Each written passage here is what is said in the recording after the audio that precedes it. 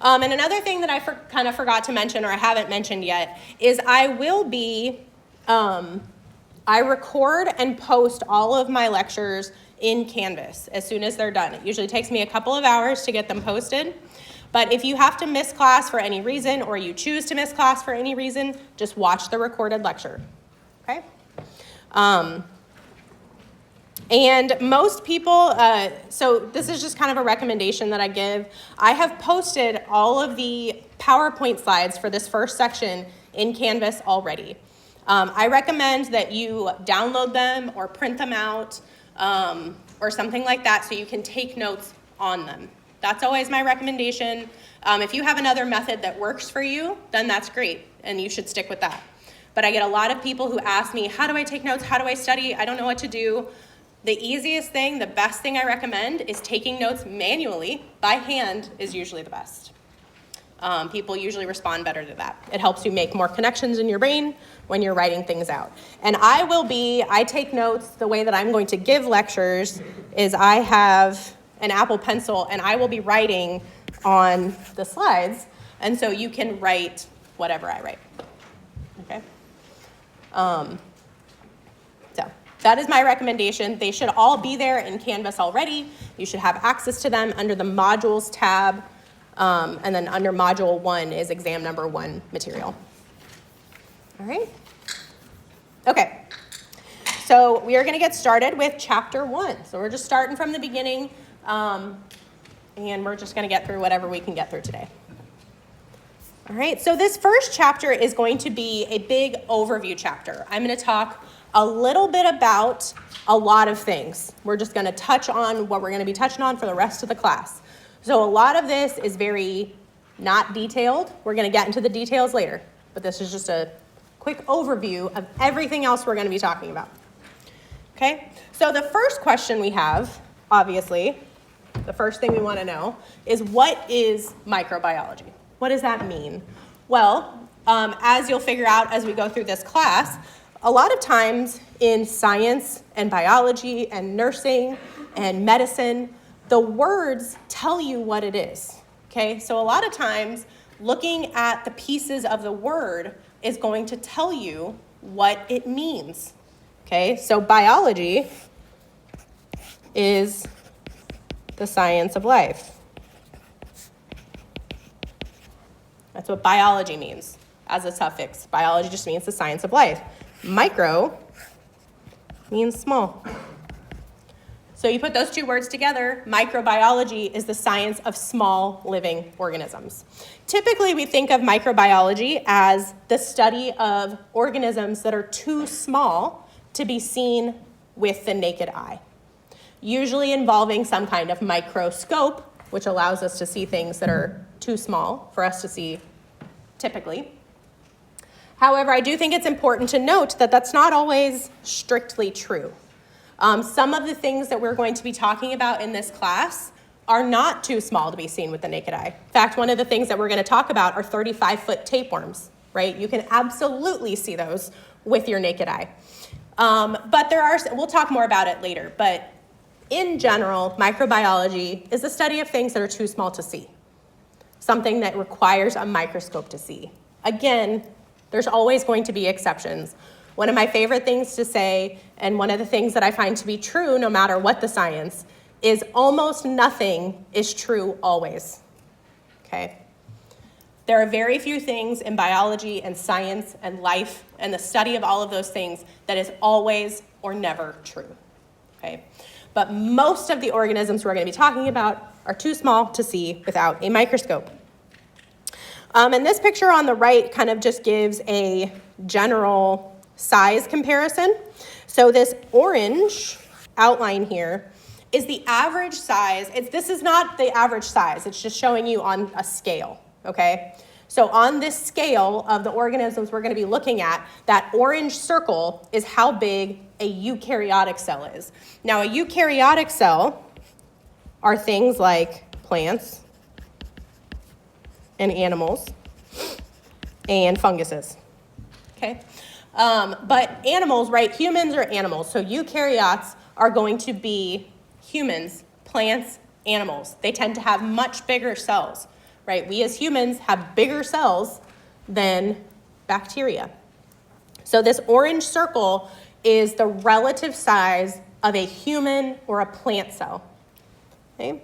And this green circle is the relative size of a bacteria. Okay, so you can see how much smaller. It's about 100 times smaller. On average, a bacteria cell is about 100 times smaller than a human cell. Okay, and then this teeny tiny little pink circle there is the average size of a virus. Viruses are about 100 times smaller than that, than even bacteria.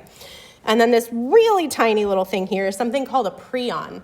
And we'll get more into what prions are later. Prions are actually just weird proteins. They're not alive at all. We'll talk about them more later. But we are going to be talking about all of these organisms in detail. We're going to talk about the differences between them, how we classify them, what kind of diseases that they cause, how it relates to human health, all of those things. But for now, we are going to kind of break these up into a couple of categories. So the first category we have is cellular organisms. Cellular organisms are organisms that are made of cells. Right? Easy peasy. They're made of cells. They're called cellular organisms. And these are what we would typically consider alive. Now, I put those in quotes. We'll talk more about why that's kind of a misnomer later. But cellular organisms are typically what we consider alive. Okay, because they are made of cells. And the cellular organisms can be broken up into two major categories. Again, okay, we have the prokaryotes. And the prokaryotes are things like bacteria and archaea. We're going to talk again about all of those more later. Bacteria should be a pretty familiar word to you, right? We talk about bacteria all the time in our normal everyday life. I would bet everybody in here has had some kind of bacterial infection in their life, whether you had pink eye or an ear infection or strep throat or Staphylococcus aureus food poisoning or staph infection on your arm. Everybody has had some kind of bacterial infection. We'll talk more about what archaea are later. And then our second group are eukaryotes. Now again, eukaryotes are things like plants, animals, funguses are the big ones, okay? If you ever get confused, the way somebody told me this probably 25 years ago, and I still remember it, that the difference, if you get confused about which one is which, remember that you are a eukaryote. If that helps you, okay? So plants, animals, funguses, you are a eukaryote. Prokaryotes are the other ones that you're not. Right? And we'll talk about protozoa are things like algae. We'll talk more about those later. Helminths are animals. They're actually worms. So we'll talk a little bit about parasitic worms, tapeworms and things like that also cause human disease. And then fungi are things like molds and yeasts. They're funguses. And then our second group, so our first one were the cellular organisms. The second group are the non-cellular or acellular. When you put A, just in general, again, this has to do with, look at the word, it tells you what it means. When you put A in front of a word like that, it means without. Okay, so acellular means without cells. Okay, or non-cellular, sometimes we call it non-cellular. Okay, so these organisms are not made of cells. Viruses are not cellular. They're not made of cells. They're actually just a little bit, and again, you don't have to write this down now, but they're just a little bit of DNA wrapped in a protein. Okay, they're not actually considered alive. Now, that's a little weird for us to comprehend because most of us have a very close relationship with viruses. Again, we all get cold, you can all hear my voice. We all get colds and stuff all year, right? The flu, COVID, all those things. Those are all viruses. But they're actually not considered alive. They're not considered organisms.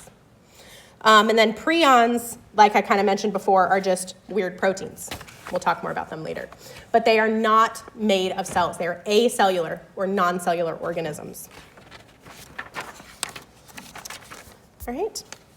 So next we have the tree of life. And the tree of life shows how all living things relate to each other. Now again, this is the tree of life, living things. You are not going to see viruses or prions on this tree of life because they are acellular. They're not considered alive. So this is only going to be our cellular organisms. Okay? And all living organisms are descended from something called the last common ancestor. And this is also known as the LCA, the last common ancestor. It's an organism that was the last organism before everything split off and evolved into different types of organisms. Now that last common ancestor doesn't have a name because it has never been identified. It's likely something that doesn't exist anymore. We don't know what that is. But there is, in theory, this last common ancestor. And it's kind of important to note, just in general, that the earliest, that bacteria and archaea, remember these are our prokaryotes, like we saw on the last slide. Those are our prokaryotes, archaea and bacteria. They predate even the earliest eukaryotes by almost 2 billion years. Okay? So most of this class is going to be talking about bacteria. That's what most of this is going to be covering. We're going to talk a little bit about some eukaryotes. We're going to talk about some viruses. But the majority of this is going to be about bacteria. And it's important to note that bacteria have been around for many, many, many, many, many, many years, longer than even the earliest eukaryotes. Bacteria and most microorganisms have been here much longer than we have. And we will talk more about the differences between these later, but notice that the tree of life is broken down into 3 domains. Okay, these are our 3 domains. And these are the 3 currently accepted domains of life. You have bacteria, archaea, and eukarya. Okay?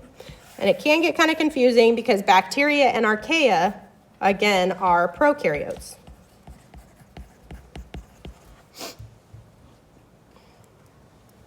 And then eukarya are eukaryotes.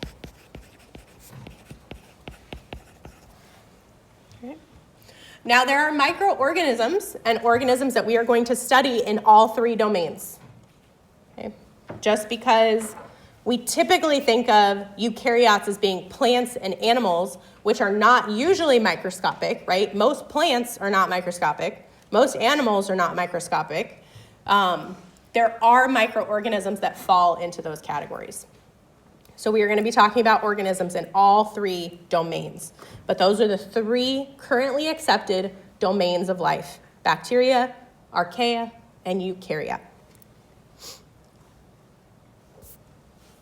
All right.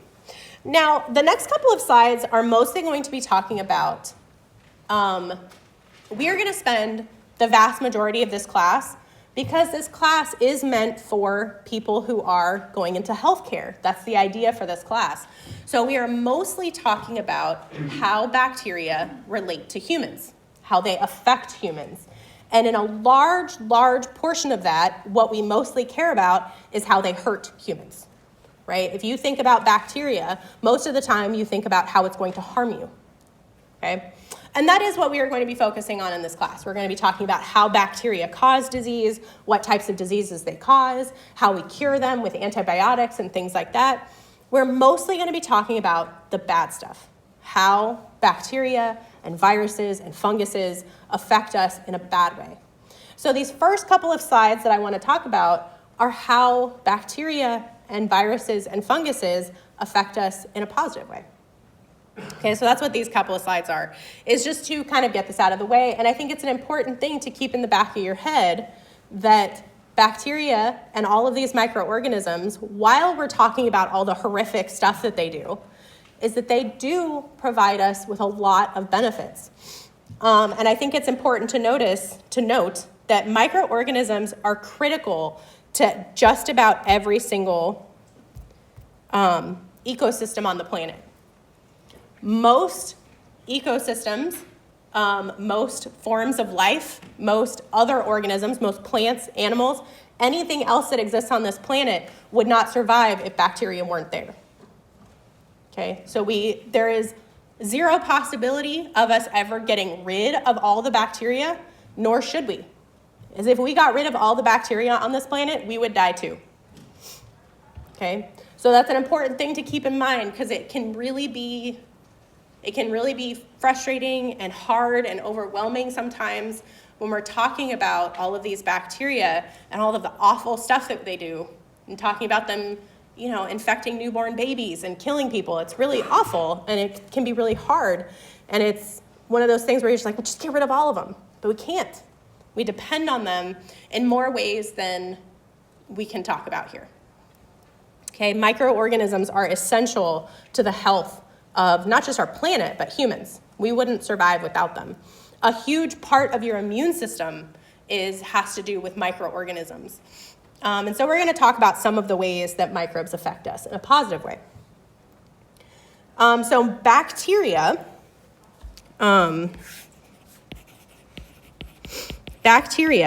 are the most abundant cellular organisms on Earth. Now notice that I said cellular, because viruses actually outnumber bacteria by like 1 billion to 1. But cellular organisms, bacteria outnumber all of us by millions, if not billions of cells. Okay, there are more bacterial cells on this planet than there are cells of everything else combined. And this is a good time to mention that I am never going to make you remember numbers or dates, okay? So for my class, you never have to remember numbers or dates. I'm going to say some numbers just to give you some idea, right? Give you some context, but I'm not going to write them down. You don't have to write them down. You don't have to remember them, okay? So you never have to remember numbers or dates.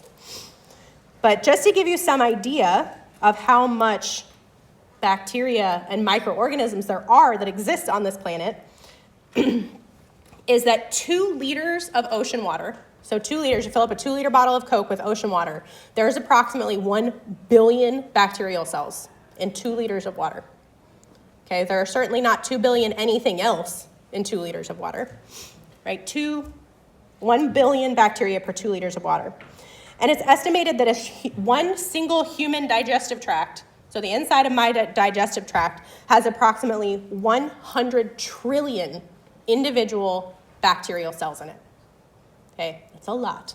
I am one person, but I have 100 trillion bacteria living inside my body. It's impossible for that number of organisms not to have a profound effect on how my body works. And it does. And that's what we're going to talk about this whole class. All right, and so something that's really important to keep in mind is that up to 70% of the Earth's photosynthesis is done by microorganisms. Okay, so typically when we think of photosynthesis, we think of plants, right? That's what we're taught through elementary school and high school, is that plants perform photosynthesis. Plants are the ones that give us oxygen, right? They take carbon dioxide out of the atmosphere, and they use light energy to convert that into oxygen. And that's the oxygen that we breathe, okay? And that is true. Plants do photosynthesis, and they are a huge benefit to the amount of oxygen on this planet. But 70% of the Earth's photosynthesis is done by bacteria and other microorganisms, okay? So 70%, more than half, almost 3/4, of the oxygen that we breathe is produced by microorganisms, not by plants. Plants are critical, but microorganisms are incredibly important. If we took them all away, there would not be enough oxygen on this planet for us to survive. Okay? In fact, microorganisms were the first organisms to do photosynthesis. So bacteria walked so that plants could run, right?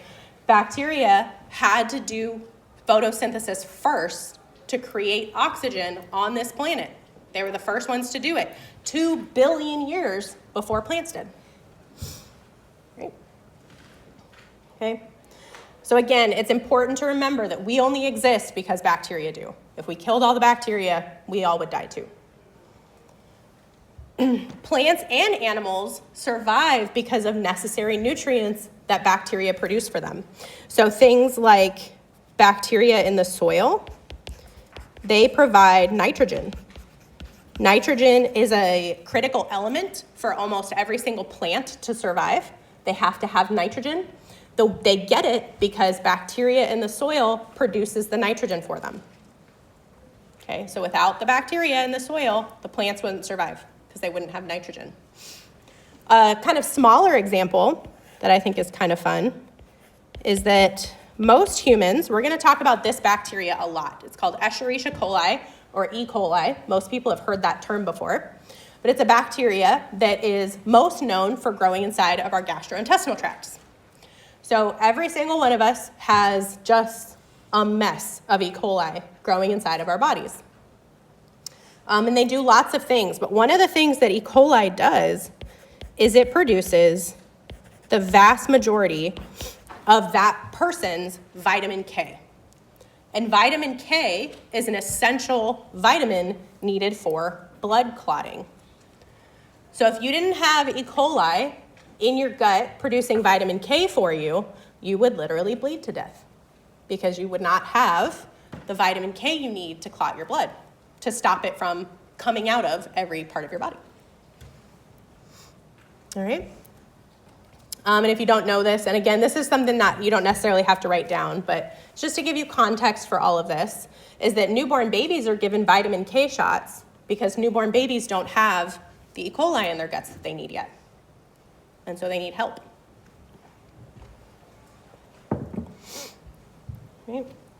And there are countless examples of bacteria providing essential nutrients to other organisms. Again, they support every ecosystem on this planet. And then one of the other things that bacteria can do for us is that they encourage and develop evolution, which is the genetic diversity is a fancy name for evolution. So a lot of the reason that most of the organisms on this planet exist is because bacteria introduces and moves DNA around to create genetic diversity, which drives evolution.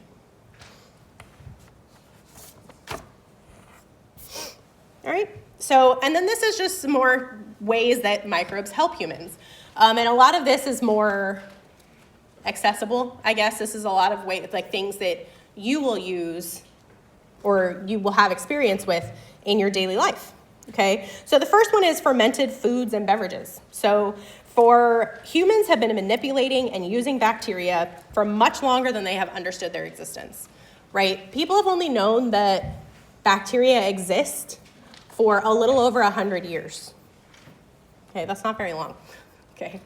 Some of the most important developments in microbiology, the discovery of microorganisms and pasteurization and vaccines and all of these things that are very normal to us. Some of you might have grandparents that are still alive that don't remember this, right? That were alive when this didn't exist. Okay, so microbiology is still a very new science. My husband has a grandfather that's almost 100 years old. He lived in a time where there were no vaccines because they didn't exist yet. Okay, so it wasn't that long ago. But fermented foods and beverages have existed way before that. Okay, so things like bread, sauerkraut, kimchi, cheese, yogurt, all of these things have existed for much longer than microorganisms have been recognized. And all of those foods, like I said, sauerkraut, kimchi, yogurt, pickles, sourdough bread, wine, beer, cheese, yogurt, they all exist because some kind of bacteria ferments some kind of sugar. Okay? In things like bread, that fermentation creates rising, creates air bubbles that makes the bread rise, things like sourdough bread.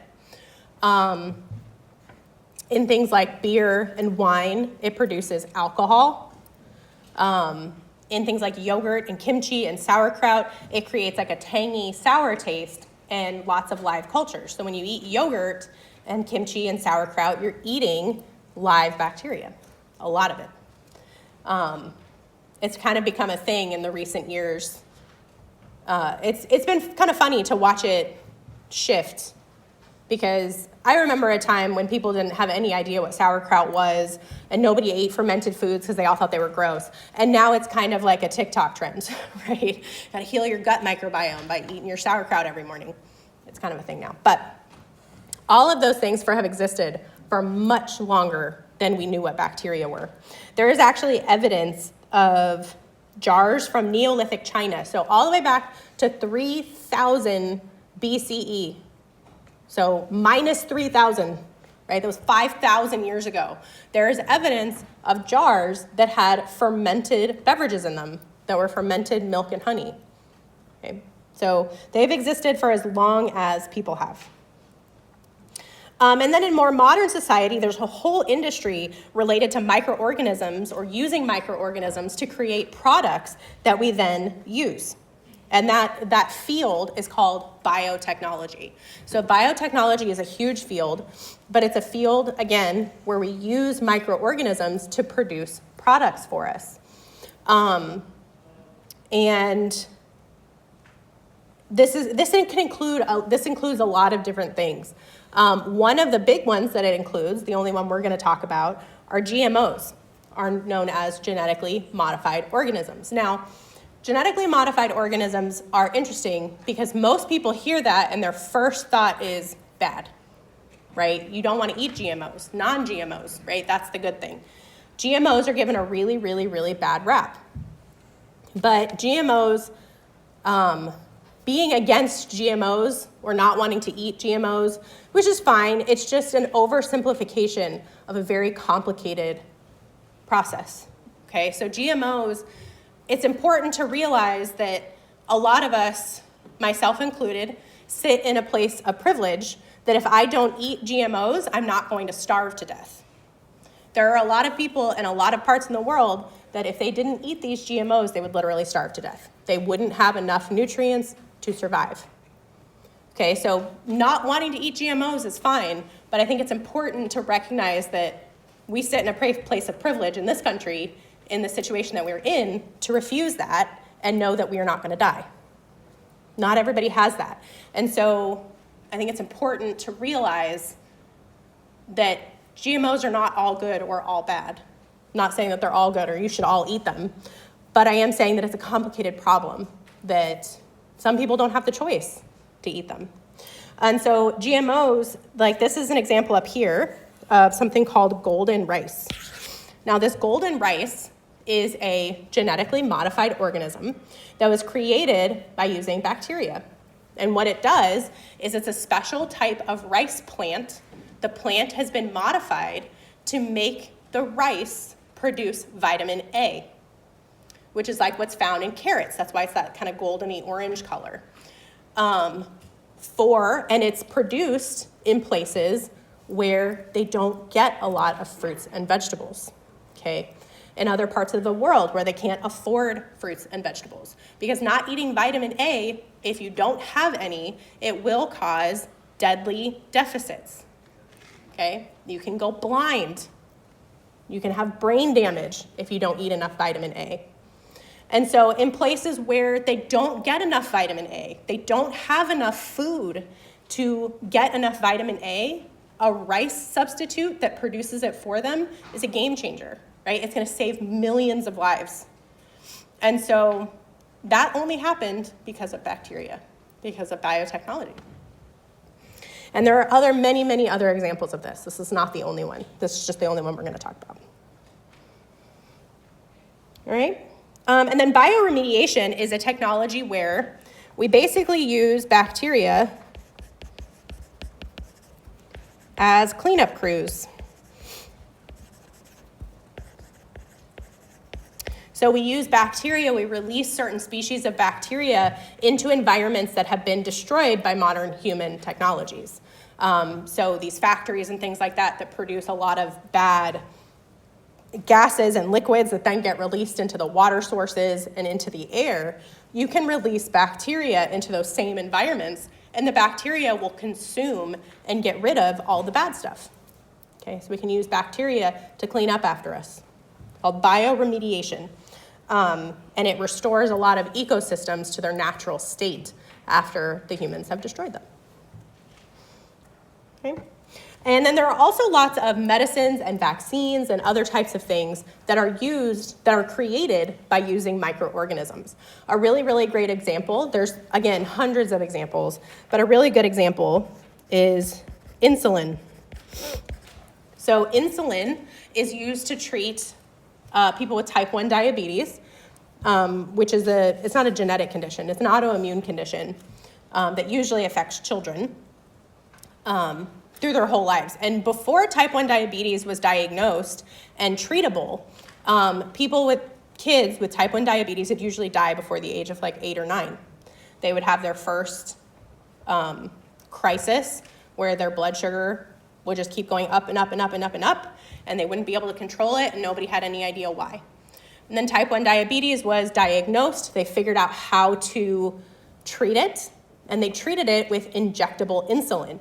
But when type 1 diabetes was first being treated, the insulin came from pigs, okay? And so they would raise these pigs, harvest the pigs, harvest and extract all of the insulin from a pig, and it was barely enough medication to keep one person alive for a small amount of time, okay? Because a human or an animal doesn't produce all that much insulin, produces microscopic amounts. And so treatment for it, when it was first diagnosed, was nearly impossible because extracting all of that insulin required so much time and so much money and so much space, because raising enough pigs to harvest enough insulin to treat all of these kids that had type 1 diabetes was almost impossible. And then somebody figured out that they could make bacteria do it instead. And bacteria can be grown in a tube. I can grow millions, billions, trillions of bacteria in 6 tubes in a lab in 24 hours, right? That's a lot different than growing thousands of pigs. Think about that, right? You could all go home and grow a bunch of bacteria, just put a container of juice in your fridge for long enough. You'll have a culture of bacteria, right? So bacteria are cheap and easy and small, and they do things much faster. Most bacteria reproduce every 20 minutes. I'm certainly not reproducing every 20 minutes. Most animals aren't going to either. So the creation of this bacteria that produced human insulin arguably saved billions of lives, and it still does. That is still how insulin is produced. Insulin is still produced by bacteria in labs. There's many other medicines, vaccines, hormones, steroids, all kinds of different things are produced by bacteria. All right. And then the last thing we'll talk about on this slide is just in general, we're going to talk about the human microbiome a lot, because the human microbiome is a critical part of your own health. The maintenance of your microbiome, the bacteria that live in and on you, affect your lives in a completely profound way. Without your human microbiome, again, you would probably not survive. People who don't have a microbiome don't live very long. And a lot of times, even just on a small scale, has anybody ever taken, nobody wants to admit this, so you don't have to raise your hands, it's fine. But if you've ever taken antibiotics, right, you got an ear infection or something, you take antibiotics, which kill bacteria, right? Antibiotics are meant to kill bacteria. They also kill all the bacteria in your gut. So you get rid of all the bacteria in your gut, and then if you've ever taken antibiotics, sometimes you have really bad diarrhea for weeks or months because your human microbiome was destroyed. Okay? It's a very common thing. That's why doctors tell you to take probiotics if you're taking antibiotics. All right, so we're going to talk about the human microbiome a lot, but it's something to keep in mind. It's a huge part of your immune system. One of the reasons that you don't get sick as often as you could is because you have this certain bacteria that lives all over your body. Again, the vitamin K inside your gut, certain bacteria help you digest your food. You wouldn't get certain nutrients if you didn't have bacteria in your stomach.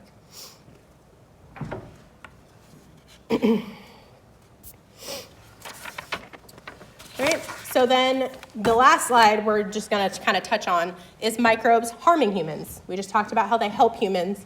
Now we're going to talk briefly about how they harm humans. But the truth is that this one slide is going to be the basis of the rest of the class. Okay, so we're going to spend a lot of time talking about how microbes harm humans.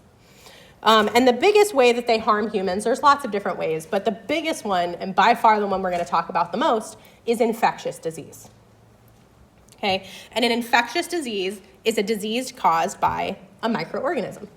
Okay, and that's in contrast to like a genetic disease, right? A genetic disease is something that you got from your genome and it has nothing to do with catching it. You can't get it from somebody else.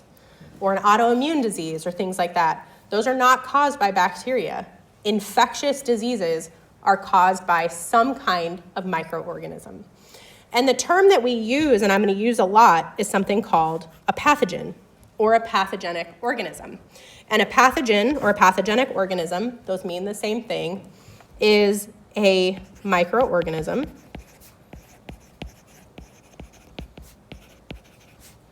that is capable of causing disease.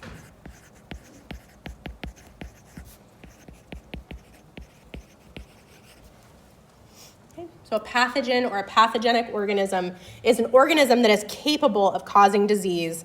And usually we're going to be talking about them specifically in humans, but there are certain pathogens that are only pathogenic to bats or dogs or things like that.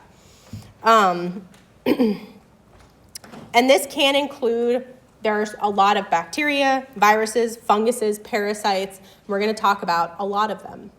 But it's also important to remember that of the millions of species of bacteria and viruses and funguses that exist, there are literally millions of different species that exist. Only about 1,400 are pathogens. Okay, so the vast majority of microorganisms that exist in the world either help us or are neutral. They don't bother us, right? They don't affect us. They just hang around. But there is a small percentage, about 1,400, that do cause human disease. They are human pathogens. They're pathogenic to humans. I mean, they're capable of causing disease in humans. Which again is less than 1% of the total number of bacterial species that exist. But it's also important to remember kind of on the flip side that while the number of species may be relatively small, pathogenic organisms are devastating to human health. Okay. Again, and it'll be kind of a weird thing for you to realize how much of your life you spend trying to prevent bacteria from hurting you, okay? How many of you brush your teeth twice a day, right? So that's twice a day, at least, that you're preventing. The reason that you're brushing your teeth is to scrub all the bacteria from growing on your teeth. If you don't brush your teeth, the bacteria in your mouth takes over, causes cavities, eventually will make your teeth rot out of your head. You can't eat anymore. The bacteria will get into your bloodstream, will cause sepsis, and will cause death, right? So every time you brush your teeth, you're controlling bacterial growth. Every time you wash your hands, you're controlling bacterial growth. Every time you put something in the fridge, you're preventing bacterial growth. Every time you cook anything, you're preventing bacterial growth, right? So we all do all of these things all of the time, and we don't realize how much of our day-to-day life is contributing to trying to stop us from getting sick, and how much of our energy we place into trying to stop our bodies from being infected. And that's because, again, microbial infection is devastating to human health. Some more numbers, again, you don't have to memorize these, but annually, worldwide, there are about 60 million deaths, just in general. There's about 60 million people die every year, no matter the cause, just across all causes. About 15 million of those, which is about a quarter, are caused by some type of microorganisms. So 25% of the deaths, about every year worldwide, are caused by some kind of microorganism. That's a lot of deaths, right? And some of those are unavoidable. Some of them could be avoidable. We don't know. But 25% of the people who die every year are killed by an infectious disease. So it makes sense that a lot of our time would be spent, and a lot of our energy and a lot of our brain power would be spent trying to figure out how to not die from infectious diseases. right? And that is what we are going to spend most of the rest of this class talking about. Not all of it, but a lot of it. Okay? So now that we have talked about what microbes are, just in general, we're going to talk a little bit about how they were discovered and some of the ideas that have prevailed through history. So we're going to have a brief history lesson. We're going to talk about how microbes were discovered, the important players and all of that. Now, again, you do not have to remember dates. Don't have to remember dates. You do have to remember people. So we're going to talk about some people, and I have them up on the slides, their names. We're going to talk about what their contributions were, what they discovered, things like that. You do have to remember the people. You don't have to remember the dates, but you got to remember the people. Okay? All right, so before we can kind of talk about the discoveries that led to the discovery of microorganisms and bacteria and bacteriology and human health and human all that, we have to kind of go back to what ancient people thought. So all the way back to the beginning of time. So as far back as there are written records, there is evidence of people with infectious diseases. Okay, there have been cases of there is basically a mummy. I don't think they call it a mummy. They call him the Iceman. And he was discovered in the early 2000s, and he is thousands of years old. And he was discovered buried in an ice formation of some kind in the middle of Russia. And he's like a fully formed human. It's called Otzi the Iceman, that was found buried in the ice. And he was found, they did a bunch of tests on his tissue and stuff like that, and he had a bunch of diseases. He had like tuberculosis, he had a couple of other things I don't remember. But as far back as humans have existed, there has been evidence of infectious diseases, which again makes sense because microbes have been here much longer than we have. But almost as long as there have been people, there has also been evidence of people trying to control disease management. The earliest disease management, or the earliest way that a lot of people tried to deal with diseases and stop people from getting them, was through quarantine. And one of the best examples of this, and I'm going to use the kind of non-PC term because it's the one that most people know. We don't refer to this disease like this anymore, but the best example of quarantining is leprosy. Okay, and again, we don't really call it leprosy anymore. That's a little bit like a not nice word. Now we call it Hansen's disease. But leprosy, as far back, right, there's mentions of this in the Bible, right, of people with leprosy being quarantined. They were often sent away to live in separate colonies. That's where the term leper colony comes from. They were literal places where anybody who had leprosy, they would ship them off and say, you're not allowed to interact with any other humans. You got to live by yourself. Okay? And in fact, I believe, I would say I'm about 90% sure that the island off of New Orleans, there's an island out there. I think that's where they make like Tabasco now. I'm pretty sure that was originally a leper colony. They shipped people off to the island, made them live over there. Okay? And there are examples of, like, smallpox was a really huge problem. There were ships that had smallpox or yellow fever or anything like that. They wouldn't let the ships come to the shore, right? It was like, tough nookies, guys. Everybody on that ship's going to die, but you can't come here. So they wouldn't let them come to shore. They'd shove everybody off in the ship, and they wouldn't let them come ashore because they wanted to keep them separate from everybody else. And so this is early evidence that even though people had no idea what was happening, right? People didn't know that bacteria or viruses or anything else existed, but they did recognize that something was moving from person to person, right? Keeping these people in a separate area somehow prevented these diseases from spreading. And the earliest prevailing theory in especially ancient Greece was a theory put forward by Hippocrates. And Hippocrates called it the miasma theory. And miasma is Latin for bad air. Okay, So he called it the miasma theory. And the theory was that when people were sick, they emanated or breathed out this bad air. It was stale, putrid, foul, rotting air.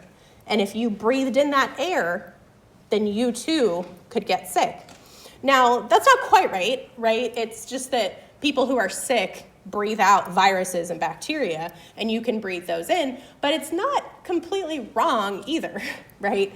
And so the early ideas of Hippocrates was this miasma theory, and his theory was that if somebody was sick, the best thing to do to help them and prevent anybody else from getting sick was to air everything out, right? So if you had like a house where a bunch of people were sick, don't keep all the windows and doors shut. That's going to keep the bad air in. So we have to air it out. We got to get the fresh air in here to get rid of the bad air. And again, that's not quite right, but it's not quite wrong either. Airflow and fresh air does help prevent the spread of organisms, just not quite the way that he thought it did. Okay. But miasma was thought to come from rotting or sick organic matter, plants, humans, animals, and it caused the body. He thought it was some kind of like poison, basically. He thought it was like breathing in a poison. But again, that was because he had no idea what bacteria were. And so one of the most interesting things about ancient thinking and things that happen in ancient cultures is something called the cloaca maxima. And the cloaca maxima is, in English, this is the Great Sewer. And the Great Sewer was built in 600 BCE.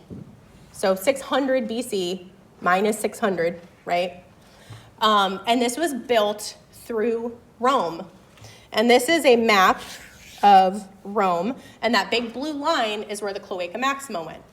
And the ancient Romans were the first ones to develop this huge sewer. And at the time, now we have sewers everywhere, and it's kind of crazy to think about that at the time this was an engineering marvel. Think about what people would have had to have done in 600 BCE to build a giant sewer that went all the way miles underneath an entire city. That's crazy. They would have had to dig it out by hand and haul in a bunch of rocks and things like that. It's like, it's not quite on par, but it's up there with like the pyramids of like, how the hell did they do that? But the Cloaca Maxima, again, was a huge sewer that took away feces and rotting matter, bad water, contaminated water, and took it out of the city and brought in fresh water. And this is an example of people didn't have indoor plumbing at the time. At the time in Rome, you used these public latrines. So this is where you used the bathroom or where you emptied out the pots that you kept in your house. And all of the sewage would be carried away and fresh water would be carried in. Now, something that's really cool about the Cloaca Maxima is, right, we all know what the Roman Empire is, right? One of the reasons, not the only one, but one of the reasons that the Roman Empire existed was because they had this Cloaca Maxima, people didn't die as often. And so their society was able to develop. They were able to come up with scientific discoveries. They were able to conquer other people because they weren't fighting off Black Plague and yellow fever because they had this Cloaca Maxima. While everybody else at the time, like in Britain in the 1300s, almost half the population of England died of the Black Plague. Think about how that would set back a society if half your population died, right? So because the Roman Empire didn't have to deal with as many infectious diseases because of this sewer, they were technologically way farther along than the rest of the world.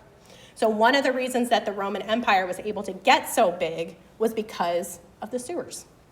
Because in other parts of the world, like in England during the Black Plague, it's really gross, but it's the truth, is that people were literally throwing their poop out the windows. And then they would walk through the streets through piles of their own feces. Okay, and now we think about that and think about how disgusting that is and how much bacteria and viruses and how much sickness there is in walking through piles of feces. But at the time, it just didn't even occur to him, which I know is a weird thing to think about, but That was normal. That's just what you did. Okay? And then the last one we'll just talk about briefly was Thucydides. And Thucydides was a person that lived about 410 BCE, and he was Grecian. He lived in Athens. So he lived in Greece. Notice there's kind of a theme here. It's like Greece and Rome, right? The Mediterranean areas, they were way ahead of the rest of us. But he made an important observation that would later go on to be really important. But he made an important observation that people who survived a sickness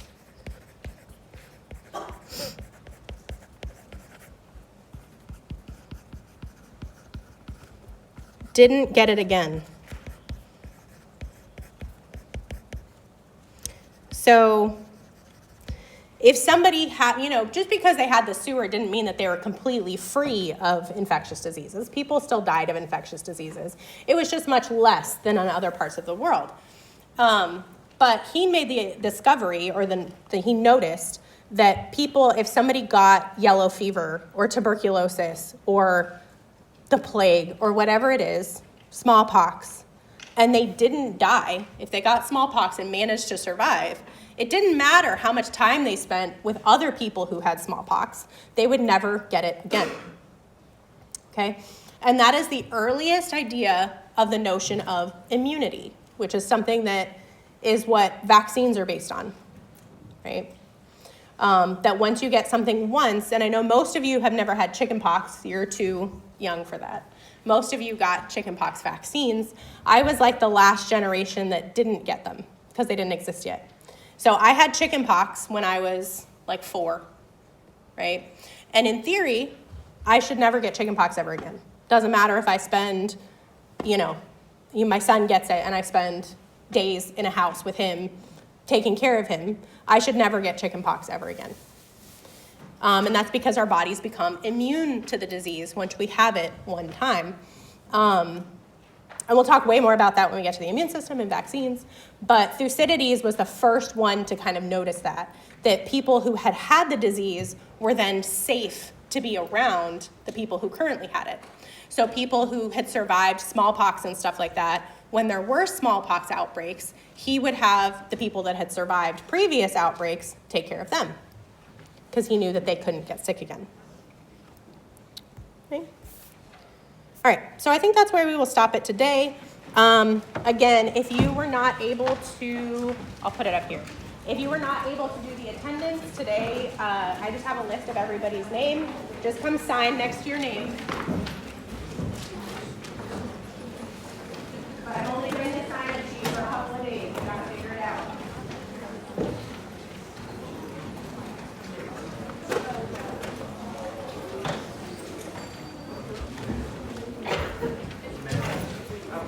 Yeah, give me 1 second.